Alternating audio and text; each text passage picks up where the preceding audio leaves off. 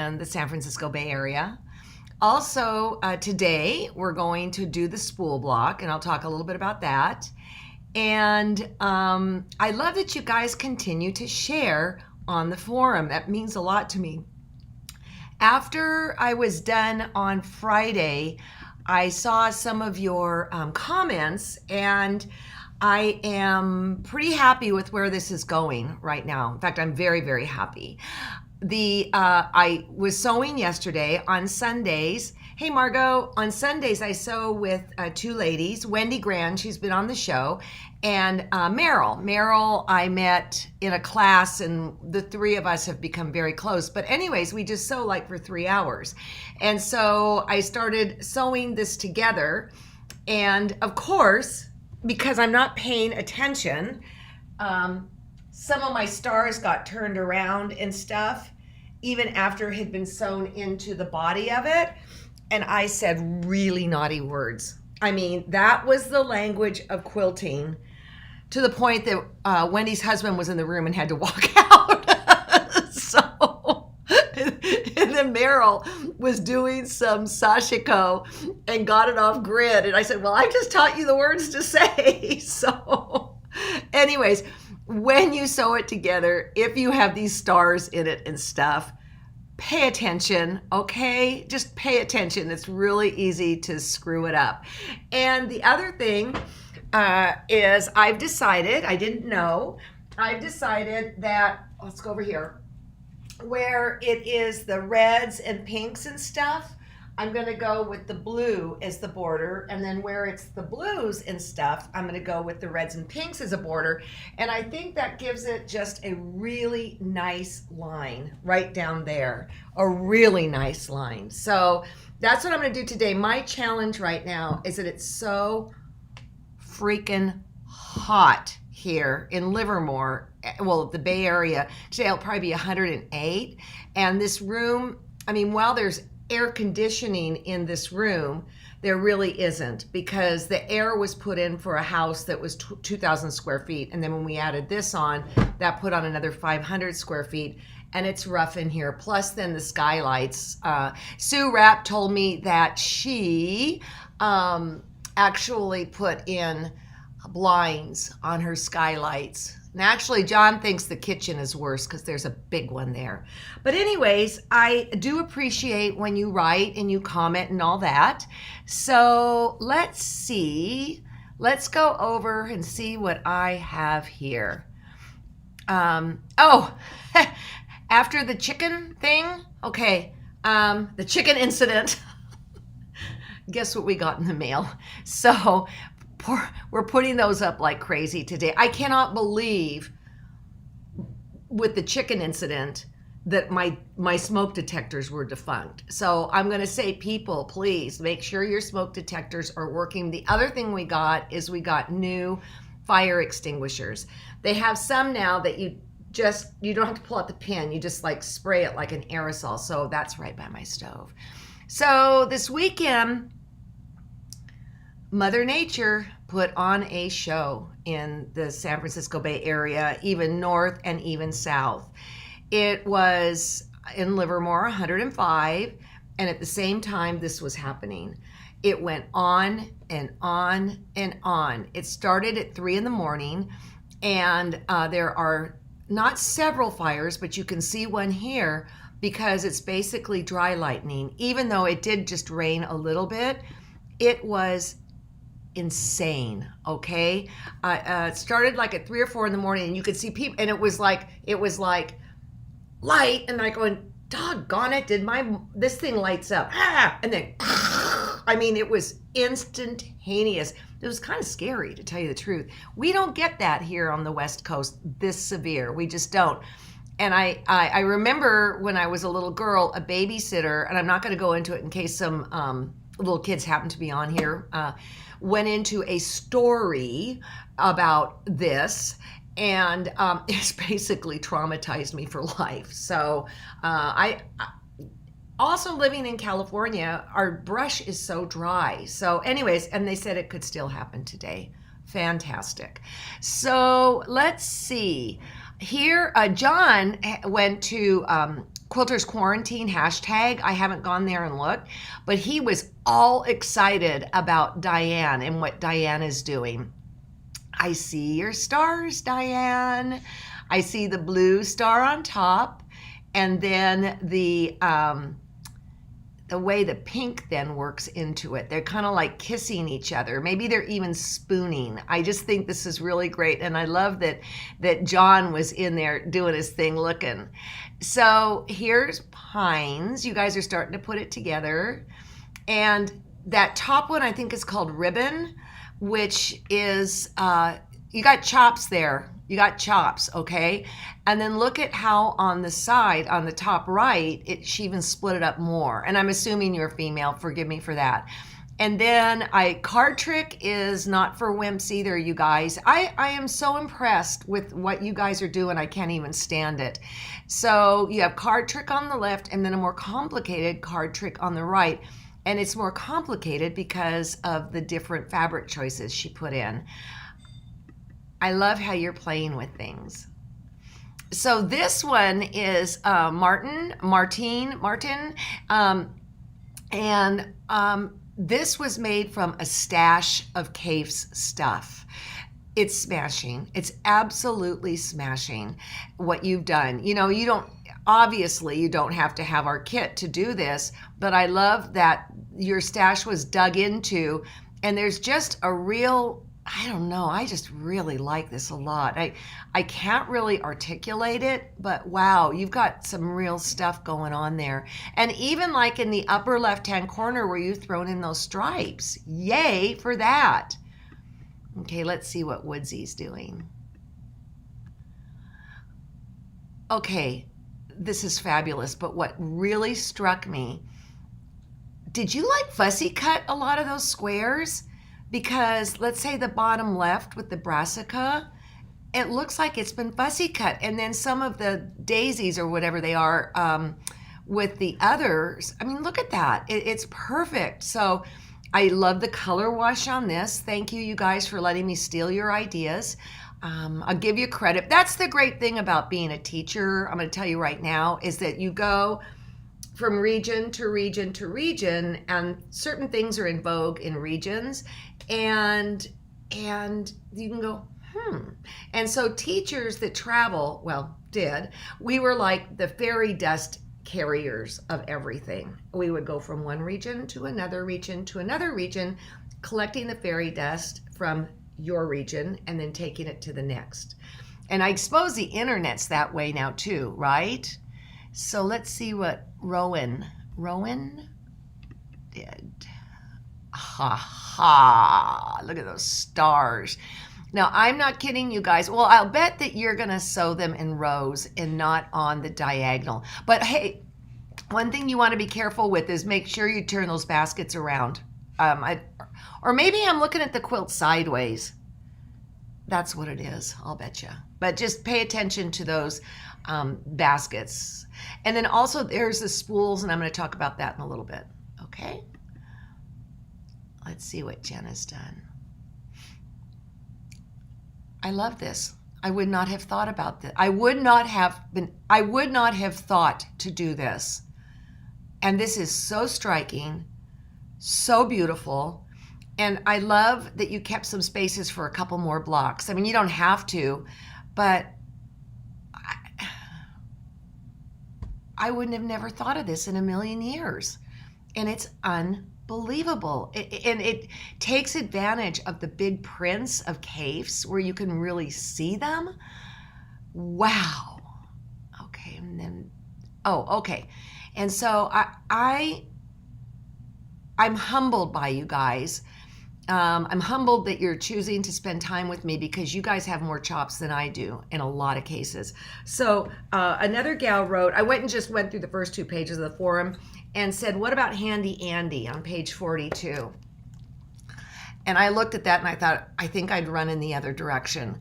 But because you get this down to 6 inch, oh gosh. Okay, but what I would do at a minimum probably is paper piece the square on point, and then the first 3 squares is probably what I would do. Otherwise, I could just see this being a mishmash and or overcut and then square down. You could do that too. So, I mean, some of you have taken on really, really hard blocks, and I just go, right on, people. That's great. I'm not that brave. So, talk about traveling and teaching and all that kind of stuff before we get into today's lessons. For a while, I had to really back off on guilds because you guys typically, in the olden days, pre-SIP, you would say book out 2 to 3 years. And so that was kind of the jam for teachers. You would have your calendar for several years out and just start filling in. But see, for me, that became extremely problematic when I started working with certain companies. And so I could still earn an income, but I was able to schedule out maybe 5 months in advance and not 2 or 3 years. This became very critical as my parents declined, because I would not want to book way out and then have to cancel, which I did have to do to the Colorado Guild. And it's the only guild the Colorado State Guild, it's the only time I have ever canceled on a guild, but I was in over my head. And Eleanor Burns stood in for me, and I owe her forever for that. But you know what? That's how we roll, us professional teachers. But that said, I am getting on the circuit again, only it's via Zoom. And I'm a little nervous about it because I'm not super Zoom competent, but we have worked on it. And tonight I'm doing a guild in the Portland area. And the presentation that I'm giving is not so much teaching. I can do a class, but it's not so much teaching, but it's my trunk show. I have been in this industry I've been a quilter for over 40 years. All right, over 40 years. My son turns 41 in a couple days, and I was quilting when he was in my tummy. So I've been around this pool hall. I have gone through a lot of growth, a lot of change, and I haven't been stuck in one lane, okay? And so in this lecture, I start out with where I kind of started, and then I go through the chronological history and what I'm doing today. So it's a presentation if you want to stretch your guild, try different things, move out of your box and all that. I hope to inspire people who choose to join me tonight. So I'm just putting it out there that I am doing this, and so far so good. And we found out what the problem was when things were all herky-jerky here. What was going on, I'm pretty sure, because there are the gods up there, the internet, blah, was that while I was doing this, we are doing it on 5 platforms, and John was on all 5 platforms in the other room, making sure everything was okay, and that's what was goofing the whole darn thing up. So, not doing that. The other thing I'm thinking I'm going to start doing, and I'm more than happy to take your input with this, I don't know if I'll listen, but I am thinking I'm going to be presenting from here on out a lot of these blocks via imagery, because it's a lot better. I have to make the block, I can take pictures, and it's a lot better than me sitting here fighting a camera in my face on my sewing machine and all that. So I did it Friday, and I'm going to do it again today. So what we're going to do, what we're going to do today is the spool block. And so let's go to that page. And I would get a pencil or pen. It's block number 90, and it's page 102, okay? So let me get up here. I made this block, and it was, might want to see the front. It was pretty hard, you guys. It was pretty hard. It was before I was squaring up and stuff like that, but I had somebody write me and say, it looks like a swastika. I don't see it. I still don't see it. But John said, yes, it does, and a couple other people did too. I don't see it. But I thought, I want a spool in my quilt because I like to sew and I like thread. So let's talk about what we did. So if you go to page 90, all right, this block is available in 4 inches, 6 inches, 8 inches, 10 inches, 12 inches. Well, we're doing a 6-inch block, so why not just take the 12 and just do one of the blocks? Because one of those blocks is 6 inches. And so what I did was I circled the 12 with my pen that will be gone in a day or two. And then I put down what I needed. So I need, let's go to A.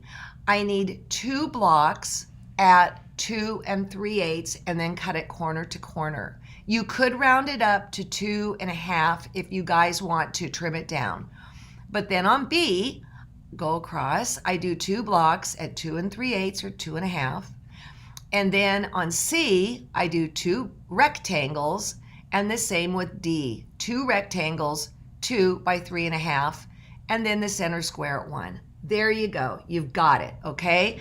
So it was a fun block to make, and the spool did make it into my quilt.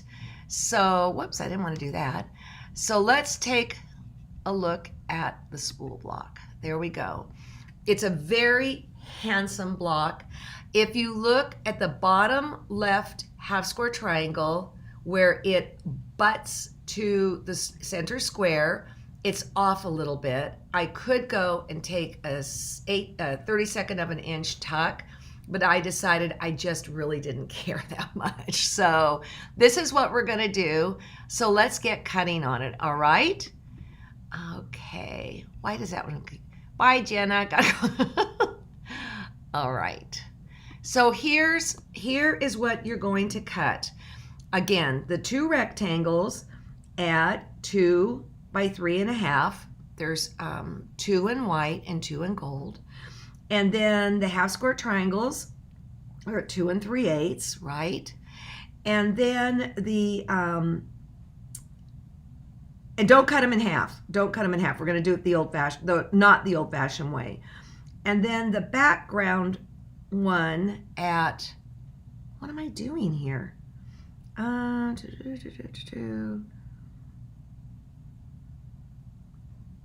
Your leader has gone awry. No, that's right. Okay. So here we go. We're going to go do it the old-fashioned way. I think I sewed it together, so I know it works. Notice on how the 2 white squares, I cut it corner to corner, okay? And I'm going to sew those to, oh, I know what I'm doing wrong in my brain. I'm going to sew those to the 2 gold squares at the bottom. I was thinking flying geese. So I am going to draw that line down the center, which I showed, and then I'm going to sew a 1/4 inch on each side. Look how it's gotten ripply, okay? So before I cut it corner to corner, I'm going to press it to get rid of those ripples. There, I've cut it, and you can see I've pressed it, all right? Then what I'm going to do is I'm going to press it to the gold. That's what I'm going to do. That top one looks a little wonky on the right-hand side, but I'm not going to lose sleep over it.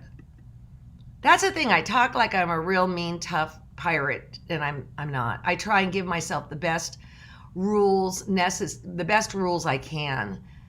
All right, so here it is now where we have it laid out. We've got the corner squares, half squares, triangles sewn, and remember, if you upped it, that you're going to have to square it down, right? So you will now lay it out like this. It's basically a 9 patch. Where are we on here on the side? And then you're going to sew it in rows. And look how beautifully those points land exactly 1/4 of an inch from the raw edge. I'm going to press the inside to the white and the outsides towards in. Now, you might freak out and say, but you don't press to the light. Remember how I've drawn on how you want them to exactly line up, the 2 pieces? That's why. So you have the opportunity to be able to press it either way. then this leaves me the outside edges or the outside strips where I can see exactly where I'm going to need to stitch. So that's why alignment is so important, you guys. So isn't that a great picture of the pinning? I'm really happy about this. So I've exactly lined it up, and I've gone in a 1/16 of an inch before and a 1/16 of an inch after. And note how the pin, I know you guys are talking about that you don't see the swastika either. I don't either, but I'm putting this one in because I don't want to hear about it. So anyways, note how the pins go underneath exactly where the 1/4 inch seam allowance is. If your pinning is not working for you, chances are you're not pinning in that area. If I'm not pinning in that area, how can that area align beautifully? It can't.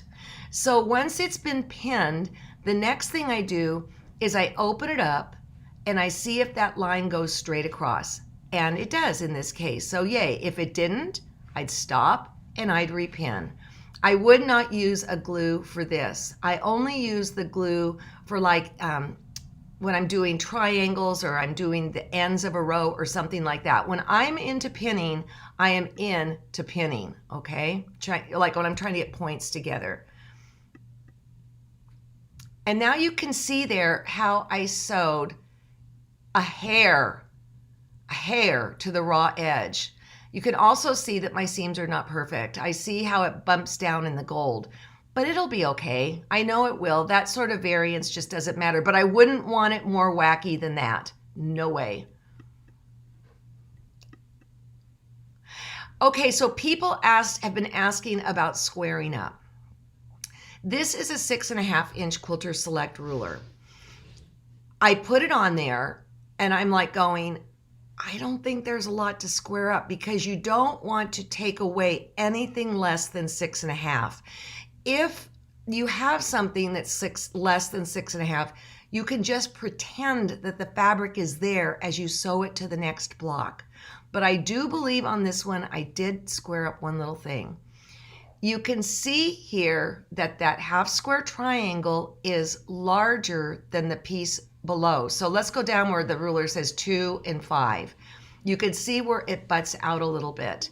So I did square it up, but also, and the top was a little wonky too. I make sure that that angle of that half square triangle always ends up on the outside corner edge. Why is there one lonely block over on the Quilter's Quarantine sign? I'll tell you that in a moment. Here we go. And there it is. Okay, the reason I used the 12-inch block measurements on spools is because if I take one spool, I gotta look at it. One spool here, this one spool is 6 inches because 6 plus 6 is 12. So that's how I knew. If I was gonna do the 6-inch block, it would come out like this. So I just wanted to do one spool, all right? So, oh, Sherry, I'm gonna rat you out with your employer that you're on break. So the reason there's that one little block up there is because I didn't circle this and I cut the wrong size. And so I ended up with an 8-inch block instead of a 6-inch block. So that was my reminder to always circle it. Okay, any other questions? John, do you have any there? Do you have any there? Okay, so let me tell you what I'm gonna do in that blank block up there. I'm gonna do the signature block. And I'm gonna do something special with it. So I will show you that on Wednesday. I want to know how you guys are digging having photographs rather than me struggling on the sewing machine. That's what I want to know. For me, it's 10,000 times easier and I can get my message across clearly. And here comes John. Are you coming with questions? A whole bunch of questions, but you should probably tell them. What is the name of the guild tonight? It's outside, it's right outside Portland. It's right outside Portland. I don't remember what the name was. Here's the problem with your guild names is you guys, like, or Amador Valley Quilters in Pleasanton. That doesn't tell anybody anything unless you know we're an Amador account or we're in Amador area. So I always just place it for where is the guild need, or where is it near? And they're just outside Portland, is what she said. So if you guys are interested, get hold of me. So, okay, you guys like the pictures. Yeah, I do too, man. I like it. It's so much easier. I mean, I'll sew if there's a reason to sew, but if I can just snap pictures as I go along, in a sense, it makes my life easier because I don't have to make the block twice either. So it's going to be hot today. They said there still might be more lightning, so say a little prayer for us. We have friends. Somebody said it's the West Side Guild. Oh, it's West Side. It's the West Side Guild. That's what somebody just said. Yeah. So anyways, if you guys are interested in having me, reach out. You got 40 years of experience here, and I'm all about spreading the word. Also, don't forget we have a COVID special, and it is $19.95 for 6 months. Somebody said, how do I get you on YouTube? No, you have to become a paid member to be able to get to the shows. And right now, starting next Sunday, it's going to be Sujata and Field Piece with Freddie. Sujata is from India, and she brings the sensibilities of India here to her work. I love her work. But I hosted alone, okay? And it was weird, and it was interesting, and it took me back to Simply Quilts. I mean, it wasn't an issue to do it, but man, it was weird not having Ricky here. Well, this weekend, Ricky will be solo hosting in Texas.